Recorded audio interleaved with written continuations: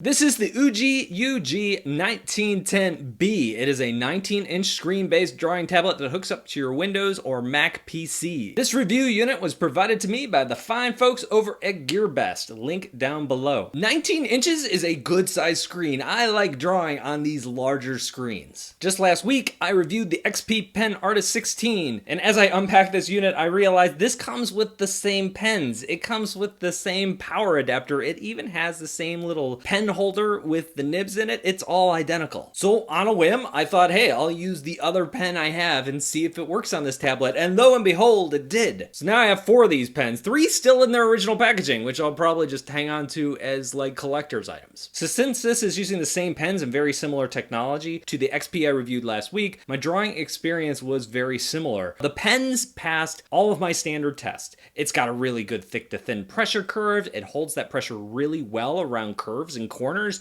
and you can get consistent line widths when you're doing things like cross hatching. And also, there are no jitters at all on diagonal lines. One thing that this pen does better, at least on the Mac, than the last tablet I reviewed, is that the initial activation rate for the pen on the screen is much better than it was on the XP pen. Pressing really lightly gives me a really light line, which is really good, so if you're a light sketcher, this is going to work out well for you. So I can say that this device nails the most important thing, which is it easy to draw with? Can you draw well on it? The answer is yes, you can. But, and there's a big but coming here, I think that for its price range and what you're getting, I think there are just better products out there. At the end of the review, if you want to check those out, down in the description, there's a link to my website where I talk about this tablet and some other tablets that it kind of competes with in terms of price and size. And so you can kind of compare on the website there. And I've aggregated some other reviews other folks have done, so you don't have to just take my word for it, but see what other folks are saying as well. So let's start with the screen. The resolution is 1440 by 900. On a smaller screen, you can pull off that resolution, which isn't really particularly high. But at 19 inches, which is the size of this screen, that resolution, that low resolution, becomes really noticeable. It is really pixelated. And when you think about how you use a drawing tablet, you're usually hovering right over it. From that distance, from up close like that, you really are going to notice it. At first, I thought the color on this monitor was horrible, and then I realized it wasn't the color itself, but the viewing angles of the monitor. If you look at the monitor straight on, it's really not that bad. But you don't use a drawing monitor that way. You're almost always putting it on an angle and looking down at it. I thought this little guy that I was drawing looked pretty good when I was drawing it, but once I got it over onto my old monitor, I saw that it was really washed out. I didn't even realize that I wasn't using a black outline, but a dark gray one. I'm not picky about my colors, but for me, this was way too much. So looking at the design of this product, it looks like they just took a standard monitor and they just said, hey, let's add a drawing capability to it. And unfortunately, if you don't think about something as a drawing